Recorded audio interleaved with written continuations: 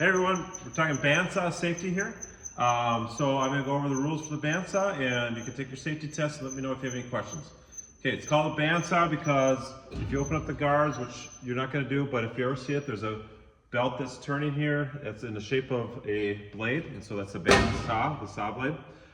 When you use this, the first thing you're always going to check is the height of the blade above the material. So this is the blade guard. How much is exposed? We're trying to have it really small, like an 1/8 of an inch or 1/4 inch.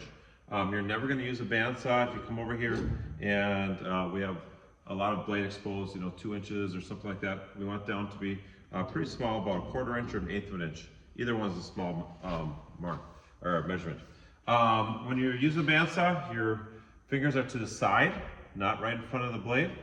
When you have the need to get close to the blade, you always grab something to keep your fingers away. This is a push stick, and I can use this to keep my fingers away from the blade.